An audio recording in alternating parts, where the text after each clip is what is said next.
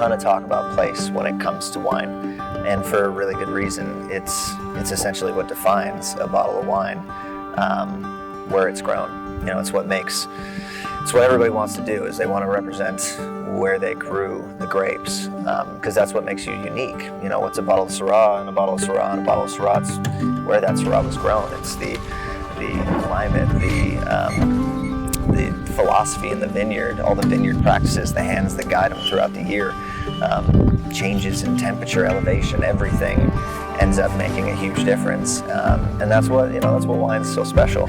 And for us, being here in Maui, a place, it's unprecedented to grow grapes here. We can say that at the least. It's odd. And that's what makes it special. I mean, that's the cool part about it. The vineyard here has been a 40-year experiment, and it is still continuing. There's no way of knowing where it's going. It has changed, and we're so proud of where it is today, but we also know there's a great deal to learn. The hard thing about this is that having a vineyard on Maui in a place where there is no dormancy, where you're not growing grapes, people are confused. Well, why do you do that? How do you do that? And we've had to learn every step of the way. I've had incredible consultants and helpers over the years that give great advice, but nobody can really sit down and go, do this, this is what's going to work. We've had to trial it all, from the types of grapes that we're growing, to trellising, to the soil. So today we're looking at having 16 of our 25 acres planted in 6 new varietals. We're feeling really good about where we're at.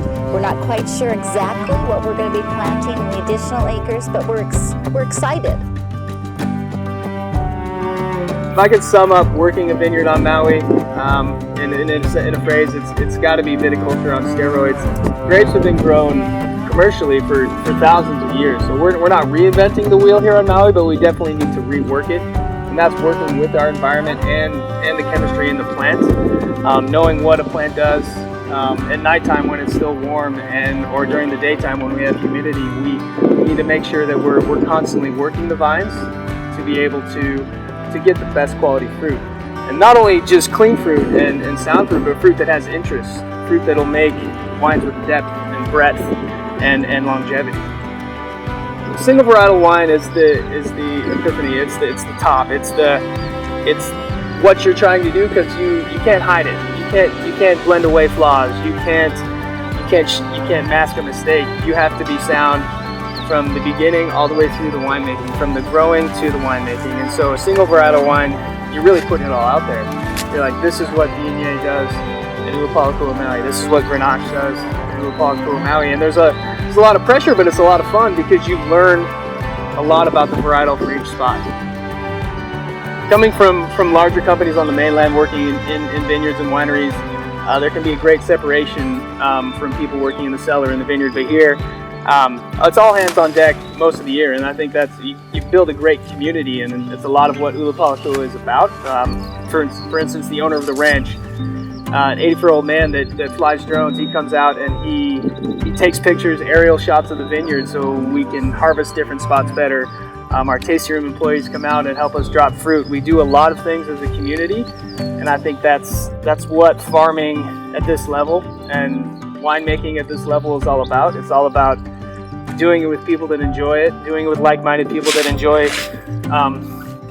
better things in life. So we're trying to really embrace that and have fun with it. The winemaking goals of Ulupalakua Vineyards are definitely to showcase the fruit that we grow here, and in my mind, winemaking starts here. It starts in the vineyard. Everything we do, from once we see green shoots, from shoot thinning to leaf fulling to dropping crop, is all about making a better wine. We need that quality in the vineyard to be able to pass it over into the winery. And once the fruit gets up in the winery, a lot of it is making sure we maintain what we already have.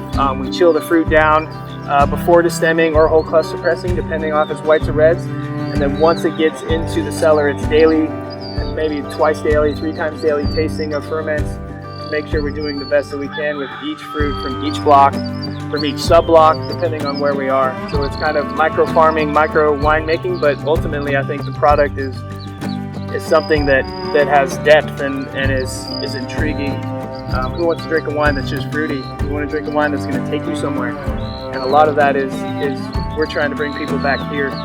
It's with our farming, it's with our winemaking and everything that we do. The community, it's all about bringing you back here with each bottle, and hopefully we did that. So this little vineyard in Maui has gone through a lot in 40 years. It has changed and adapted. We're continuing to learn, and we're going to continue to change and grow.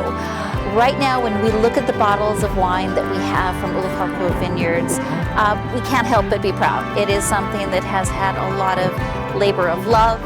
It has had work, knowledge, multiple people that have helped to get it to where it is now. We're excited. We have a lot of fun in getting to sit down together and share the wines, and we're looking forward to being able to share them with others.